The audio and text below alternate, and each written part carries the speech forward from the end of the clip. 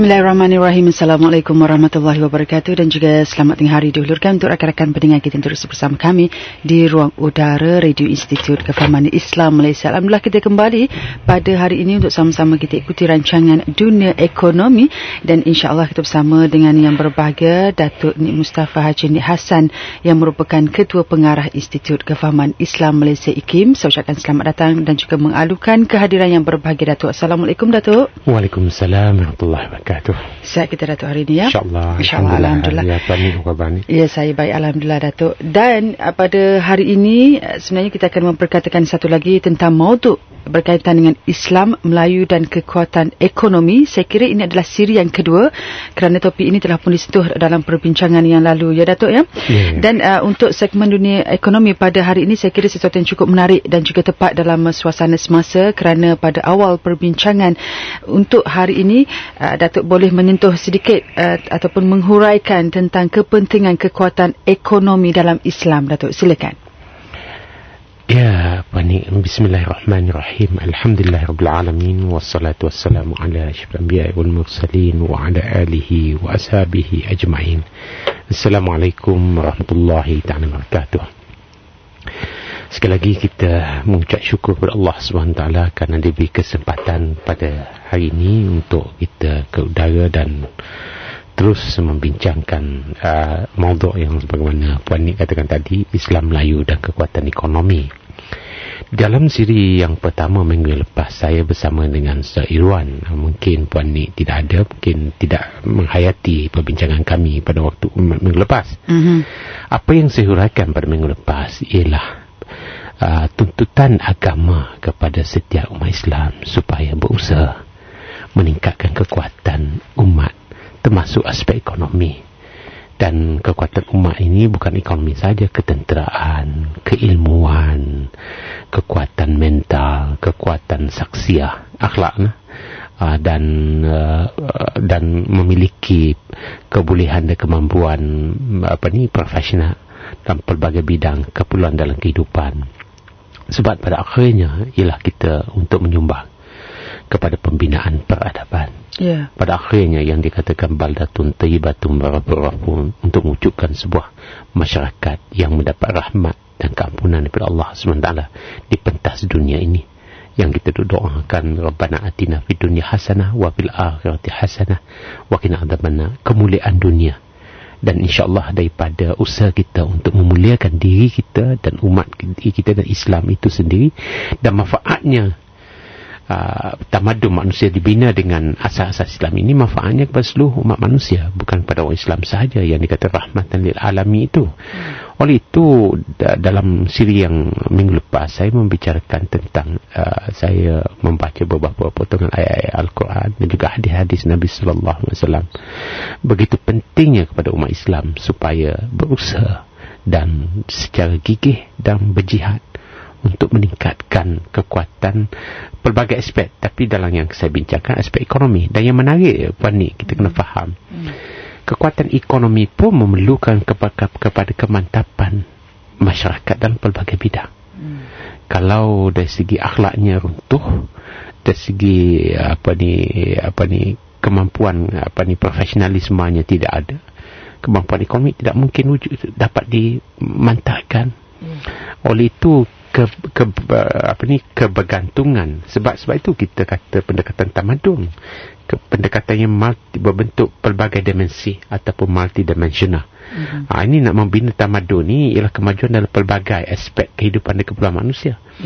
Jadi walaupun kita bercakap tentang aspek ekonomi, tapi aspek-aspek lain tidak boleh diabaikan. Pembinaan saksiah, pembinaan individu melalui sistem institusi rumah tangga dan juga sistem pendidikan negara, itu cukup penting. Kalau kemantapan institusi rumah tangga tidak terbina dan institusi pendidikan negara tidak diasaskan kepada kejayaan kita menghasilkan manusia yang memiliki pandangan hidup yang sempurna, peningkatan penghayatan akhlak yang tinggi dan memiliki kebolehan dan kemahiran hidup, profesionalisme, penguasaan ilmu-ilmu yang membolehkan kita membina masyarakat yang tidak dimiliki oleh orang Islam, kita tidak akan berjaya. dalam aspek. Tapi apa yang saya bincangkan minggu lepas ialah ayat-ayat Al-Quran, hadis-hadis Nabi yang menuntut kita. Dalam aspek ekonomi pun kita mesti mantap. Jadi yang seterusnya pada minggu ini pada minggu ini saya akan menjawab soalan-soalan bagaimana kita melihat masyarakat Melayu kita di Malaysia kini, dan bagaimana, apakah bagi pandangan saya lah, apakah aspek-aspek yang perlu kita beri tumpuan dalam membina kekuatan ekonomi mereka, insya-Allah. Itu dia sebagai mukadimah saya kira perbincangan kita untuk hari ini, dan juga kesinambungan kepada perkongsian kita pada minggu lepas berkaitan dengan maudu Islam, Melayu dan kekuatan ekonomi. Baik Datuk, daripada perbincangan yang Datuk sebutkan sebentar tadi, jika Islam memandang serius kepada pentingnya umat Islam berusaha untuk meningkatkan kekuatan ekonomi. Jadi apakah agenda-agenda yang perlu diberi perhatian oleh umat Melayu, terutamanya kita di Malaysia ni lah, Datuk? Ya, Panik. Pertama, kita kena faham dan yakin bahawa pendekatan yang dikemukakan oleh faham ideologi sekular yang banyak mempengaruhi pemikiran orang-orang Melayu. Walaupun orang Melayu kata Islam itu tinggi, Islam tu al-Islam ya'lu wa la yula alai. Orang Melayu pun baca juga hadis Nabi itu. Tapi kita baca sekadar slogan. Persoalannya bagaimana Islam. Dan kalau kita tengok bagaimana Islam pula, orang Melayu seronok dari sudut hukum saja. Sudut hukum halal, tidak adanya riba. Dia pergi lebih daripada itu. Dia tak faham bagaimana Islam itu. Bukan sekadar pantang larang dalam Islam, tapi bagaimana Islam itu. Apakah strategi yang perlu kita ambil berbeza dengan strategi apa yang dikemukakan oleh ideologi sekular. Yang ini kita masih lagi dalam perangkat faham dan yakin pada ideologi sekular. Walaupun yang nak pada Islam, yang tak nak pada Islam tu lain. Orang yang nak pada Islam, tapi oleh kerana mereka tidak faham, seolah-olah agama masih lagi terpisah dengan kehidupan. Walaupun mereka kata agama itu adalah satu cara hidup. Itu kata-kata, tapi hakikatnya apa yang berlaku sekarang ini kita lihat. Oleh sebab itu, pertama, agenda yang pertama ialah kita nak meyakinkan masyarakat Islam. Bukan yakin dengan kata-kata, tapi bagaimana Islam. Oleh sebab itu, agenda yang pertama ialah Islam memiliki ramuan, formula untuk kita. Jangan cakap sekadar itu. Bagaimana formula itu? Diterjemahkan. Saya dalam banyak segmen dunia ekonomi dan penulisan-penulisan saya yang saya kemukakan, contohnya buku yang The Islamic Economic Paradigm, Vision and Mission. Alhamdulillah baru ini diisytiharkan sebagai buku yang oleh buku terbaik untuk kategori ekonomi oleh Yayasan Pembangunan Buku Negara. Dalam itu bukan saja menceritakan dari segi teorinya, tapi di bahagian akhirnya itu saya menceritakan bagaimana. Oleh sebab itu ialah tak boleh saya nak kupas dalam masa singkat tentang buku itu. Tapi apa yang saya nak kemukakan itu ramuan yang ada. Contohnya dalam segmen dunia ekonomi sebelum ini pun saya katakan dalam perniagaan. Strategi kita ialah untuk meningkatkan kebajikan pengguna dan rakyat. Itu strategi orang berniaga. Contoh mudah lah ni. Saya nak berniaga kedai makan. Nak orang faham. Masyarakat pendengar boleh faham mudah. Nawa itu saya ialah untuk menghasilkan makanan yang lazat, yang berkhasiat, yang bersih persediaannya, yang cantik dari segi presentationnya, dari segi packagingnya, persembahannya, supaya semua itulah Islam. Oleh sebab itu saya mesti menguasai ilmu masak-memasak. Bukan mudah. Kita nak masak rendang tuk, kena belajar. Semua panik kata saya pun boleh buat rendang tuk, tapi kualiti yang panik buat, atau saya bukan nak pelekeh panik sini, maksudnya kita belajar. Kalau panik hanya baca dalam Google dapat rendang tuk begitu, tak boleh. Kita kena menuntut ilmu rendang tuk itu.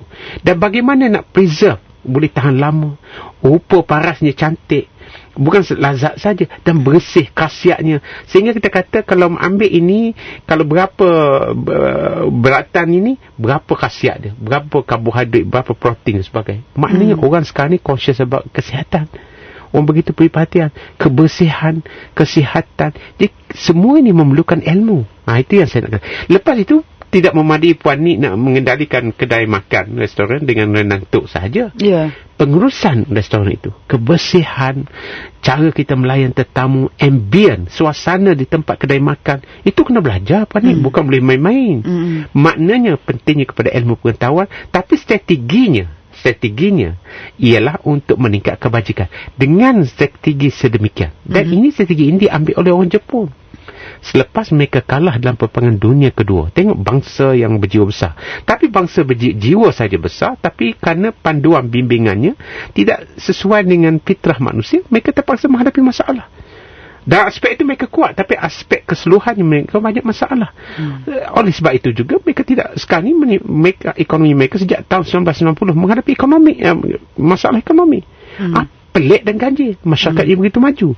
Jadi sebab itu Puan ni, bila kata Islam tu dia menyeluruh dari segi pengurusannya. Maknanya nak membuka sebuah restoran dari segi persediaan pinggan makuknya, meja keresinya, bukan masalah bajet saja. Kalau keresi yang bukan mahal tapi cantik, indah, ambiennya kondusif, bersih, layanannya baik, cara pengurusannya, orang order tu cepat dapat, itu dia Islam. Ini kita mesti berusaha. Saya tak kata mudah. Kalau itu kita tercapai, seperti Jepun buat dalam gerakan kualiti dan tahun 50-an, mereka boleh menjadi kuasa dunia ekonomi kedua selepas 3 dekad sahaja. Itu kan jiwa mereka besar. Kita orang Islam, kita orang Melayu tak ada jiwa besar. Jiwa nak memiliki kereta Mercedes saja, sekadar boleh Mercedes dah cukup. Kita bercakap sebagai khalifah ni nak menjiwai semangat yang lebih besar. Tak salah kita memiliki Mercedes, tapi bukanlah hidup dengan seolah-olah Mercedes itu segala-galanya. Lebih besar, kita mahu jadi pemain di peringkat antarabangsa. Kalau saya kata begitu, orang kata saya ni bercakap macam omong-omong kosong. Puan ni tengok satu makanan fast food yang ada di Malaysia. Menunya cukup mudah. Saya tak mau sebut fast food itu. Menu cukup mudah, 2 saja. Asli ataupun yang rangu. Tapi dia boleh memasuki seluruh dunia. Itu bilion punya perniagaan. Tapi presentationnya, persembahannya, itu yang perlu kita kaji. Maknanya nasi lemak pun boleh sampai ke seluruh dunia. Mungkin orang tak suka makan nasi di sebelah sana, tapi sekarang ni pun orang barat pun makan nasi.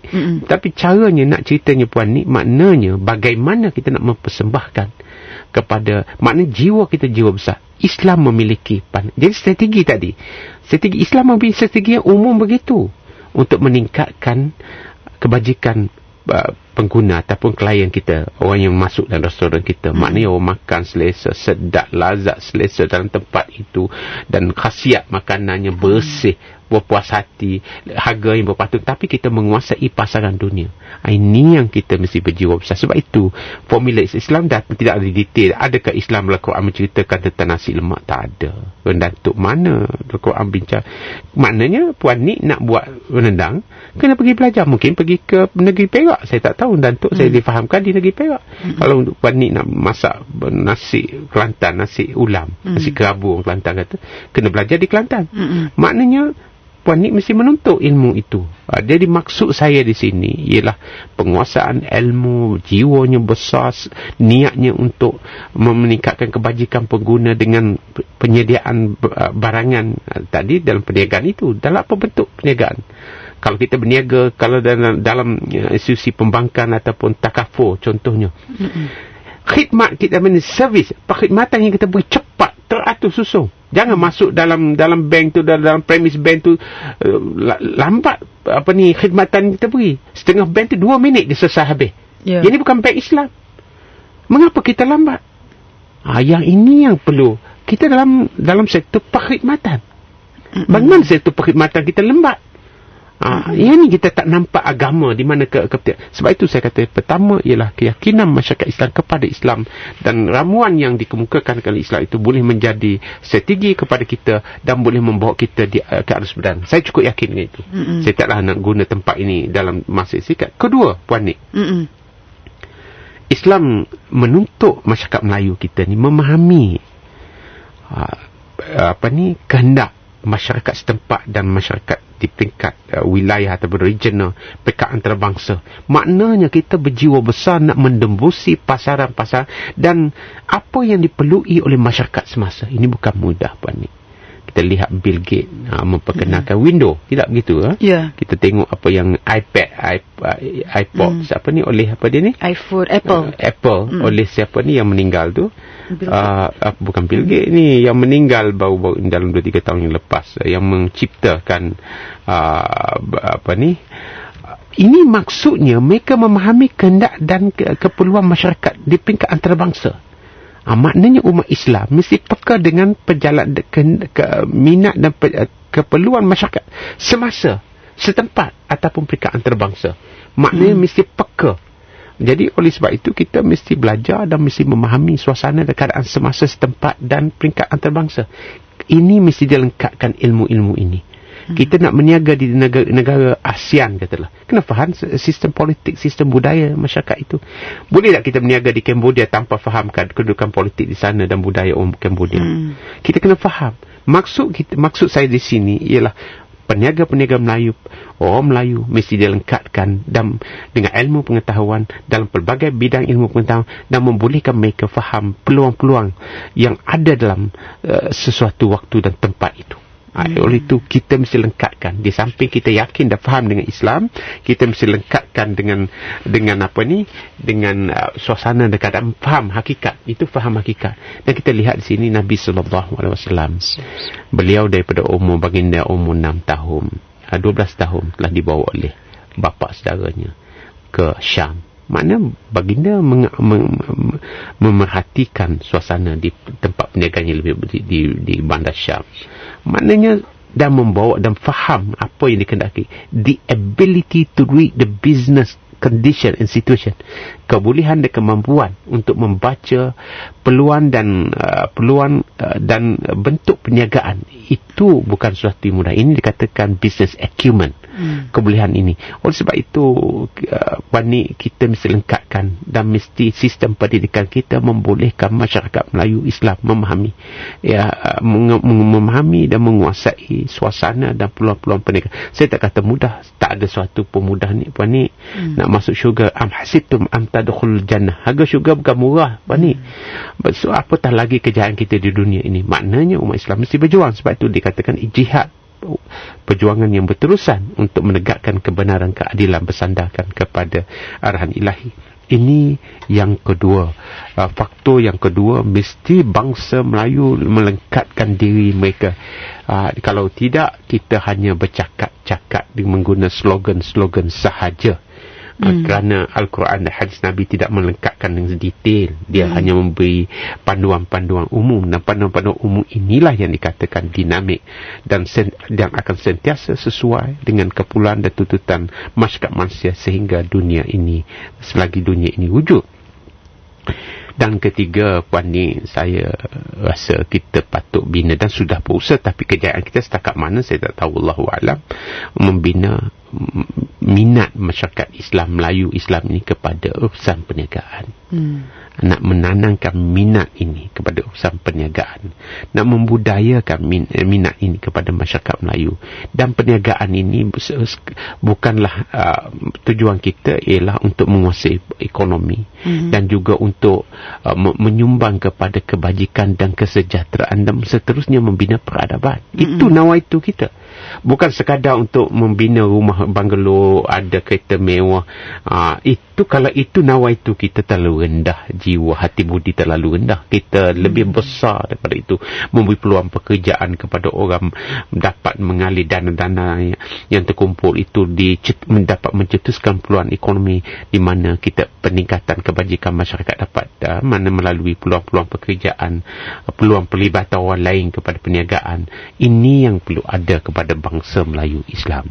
Kalau tidak, tapi bagai nak mencapai ini, Puan ni, sudah pasti kita perlukan kepada organisasi Islam dikendalikan, dan di mana sudah pasti kepimpinan organisasi Islam itu sangat-sangat penting. Apabila kita, sebab sekarang ni, Puan ni, bukan sekarang lah, daripada dulu pun kita mengendalikan usaha ekonomi melalui organisasi. Dan pemimpin yang kita lantik, pemimpin yang dipilih, katalah syarikat yang disenaraikan dalam bursa saham, pemimpin yang betul-betul berkemampuan dan jujur dan ikhlas, mahu melihat kemajuan tercapai. dan termasuk mana-mana organisasi pun. Yang ini yang kita akhir-akhir ini kita lihat, bukan sektor perniagaan dia ada bottom line dia, Puan Nik. Kalau you tak capai, kalau Puan Nik jadi CEO, Puan Nik tak capai bottom line dia, Puan Nik akan disingkirkan. Sekarang ni kontrak setahun 2 tahun saja, Puan Nik. Kalau Puan Nik dilantik sebagai pengurusi CEO syarikat yang disenaraikan, kalau Puan Nik tidak berprestasi, akan tapi agensi lain, sama ada sektor awam ataupun kita sebagai ketua jabatan dan sebagainya, pemimpin yang memiliki keikhlasan dan kejujuran bahawa tanggungjawab yang itu adalah sebagai amanah dan mau mencapai sesuatu kerana Allah Subhanahu Wa Taala. Ini cukup tandus akhir-akhir ini dalam pemerhatian saya. Kalau tak betul, tak tahulah pemerhatian saya. Nampak kita lebih berminat untuk mencari populariti dan untuk mengumpul material untuk kepentingan diri. Yang ini bahaya. Dan sebab itu lahirnya rasuah, lahirnya penyalahgunaan kuasa. Yang ini itu kemantapan, itu kejituan kita, kejujuran dan keikhlasan. Orang semua bercakap begitu, Puan Nik. Sekarang saya takut kita bercakap ni, kita ni macam munafik. Lain cakap, lain bikin. Ini cukup takut. Dalam agama, orang yang bercakap lain, buat lain. Ini bahaya. Baca ayat Quran, baca hadis Nabi. Tapi dari segi amalinya, apabila diberi peluang, ini Puan Nik, mudah kita kritik. Nak kritik mudah, tapi apabila diberi peluang, apa yang kita buat dengan peluang yang kita beri? Barulah kita dicabar. Kalau sekadar bercakap mudah. Kalau peluang diberi, amanah diberi, apa yang kita buat? Apakah pencapaian kita buat?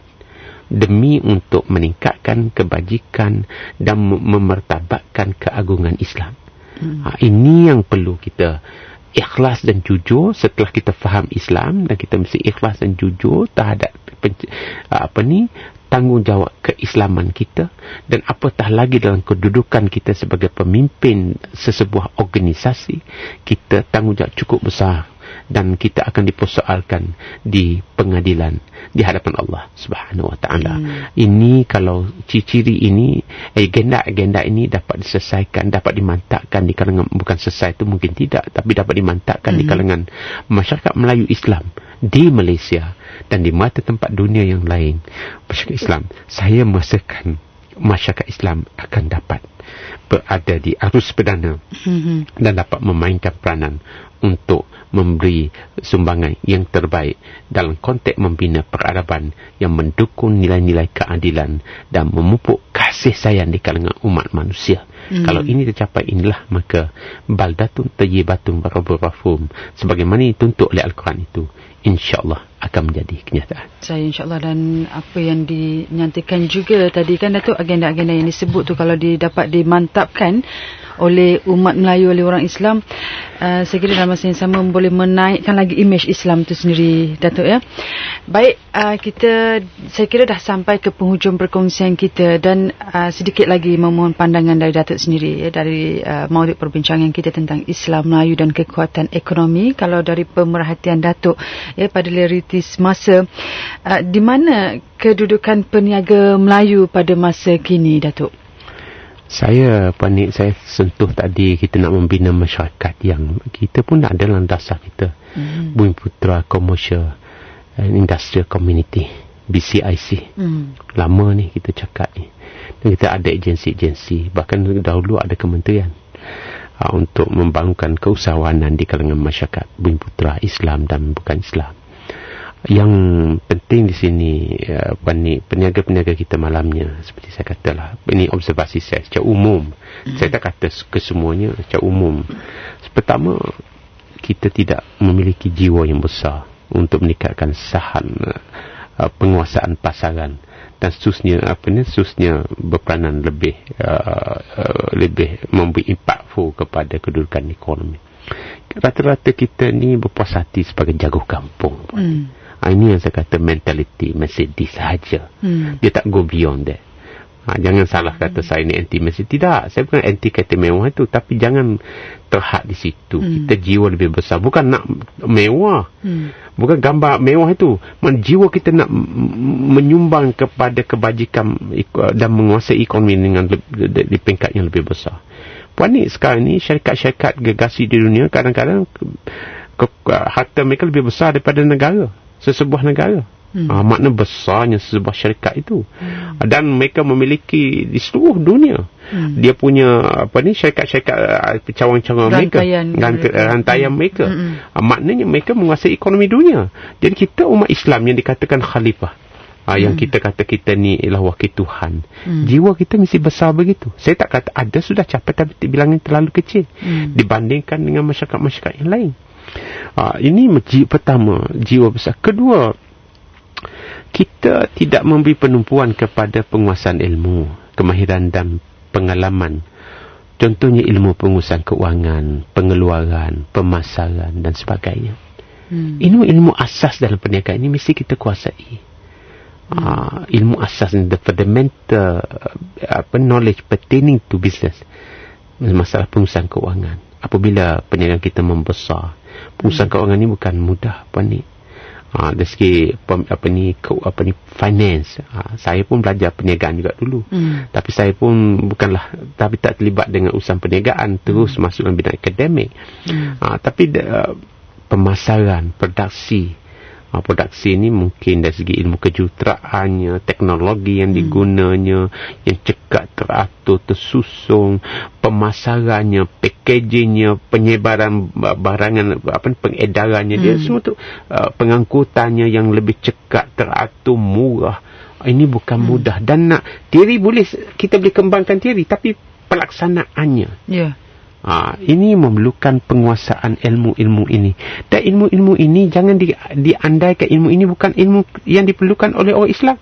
Ini ilmu-ilmu yang dikatakan acquire knowledge ataupun ilmu ahli yang diperlui dikuasai oleh umat Islam.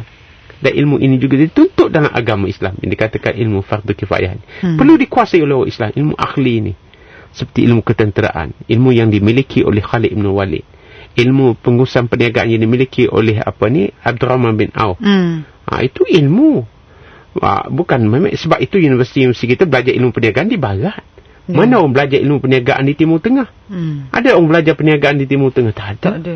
Tak banyak. Sebab mereka memang tidak menonjol. Ada orang Islam pergi belajar ilmu perniagaan.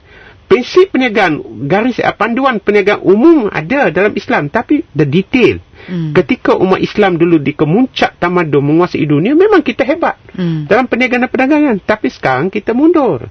Orang lain yang hebat. Sebab itu kita kena belajar di barat ke, di mana, di timur, di barat, di mana-mana saja. Sama di Jepun ke, di Amerika ke, di Eropah ke, ilmu-ilmu dan perniagaan. Kita ada kan Bachelor of Business Administration, Master in Business Administration, MBA. Program dia, kalau Harvard pendekatannya lain, kalau universiti lain pendekatannya lain. So ada pendekatan dan strategi tertentu. Dia ada school of thought, ada mazhab-mazhab dalam perniagaan di negara-negara barat. Dalam pemikiran ekonomi pun ada. Dia berbeza pandangan itu sangat digalakkan. Kita dalam faham Islam pun tak boleh ada perbezaan pandangan ni.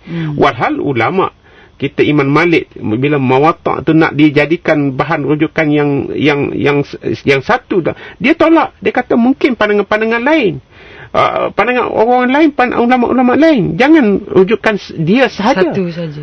Tengok keterbukaan minda yang ada pada ulama dalam faham Islam. Dalam bidang-bidang lain pun begitu. Saya tahu kalau di Amerika, kalau Chicago, dia tumpuan dia kepada economic monetarist, the fiscalist. Maknanya yang kita nak dalam masyarakat Islam ni, kita wujud pelbagai bidang pemahaman pendekatan. Dan inilah kesihatan kita. Inilah barulah Islam tu boleh maju. Ini kita mengongkong bahawa pandangan kita sahaja yang boleh, dan faham-faham yang lain dalam pemahaman Islam itu sendiri kita tak boleh terima. Ini sahaja pendekatan yang cukup membawa kita masyarakat ke belakang, bukan bawa kita ke hadapan. Oleh sebab itu kita mesti menguasai ilmu, dan kita mesti wujud daya kreatif dan daya cipta. Kita dalam buku di IKIN ada mengeluarkan inovasi dan sebuah buku. Saya tak ingat berapa tahun lepas kita telah, dan kita seminarkan dan kajian pendidikan dan menghasilkan buku. Daya khayal orang Islam ni. Misalnya daya khayal. Kalau tengok burung boleh terbang, macam mana? Kan dulu ulama yang menciptakan tu kan orang saintis Islam. Daripada khayalan itu. Kalau burung ada dia punya sayap dia, kita manusia mana ada sayap, ada tangan. Dan bentuk sayap dia. Jadi kita ada daya khayal tu. Bagaimana burung boleh terbang, manusia tak boleh terbang. Mesti daya khayal tu baru kita mencipta sesuatu. Oleh sebab itu kreativiti dan inovasi ini mesti budaya kita. Kita wujudkan. Sebab itu anak-anak mesti dibina dengan kreativiti. Maknanya dia nak mengetahui sesuatu. Sebab itu kita digalakkan untuk pergi melancong, melihat bagaimana bangsa lain buat mengendalikan kehidupan, supaya kita lihat pelbagai.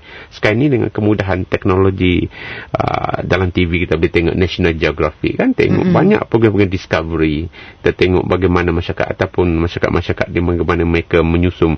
Hatta dalam pertanian mereka tanam padi pun berbeza dengan kita. Hatta dalam masakan pun panik, kita tengok panik mungkin masak cara tu, saya mungkin cara lain. Tengok kepelbagaian dalam cara tu. Ini yang wujudnya kreativiti. Saya rasa saya tak setuju dengan panik, saya nak buat cara lain. Saya nak tambah begitu. Ini kreativiti lahir. Kita perlu kreativiti sebegitu. Kalau tidak, kita akan menjadi masyarakat. Inilah di antara yang saya lihat, kita kurang disiplin. Masyarakat kita cukup kurang disiplin.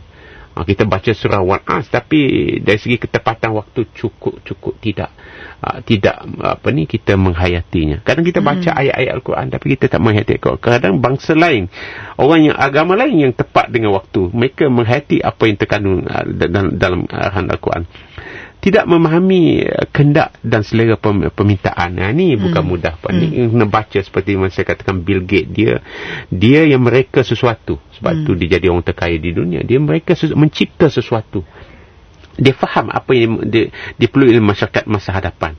Ini kita kena mesti ada future study. Gemar. Kita orang Melayu suka pada jalan pintas.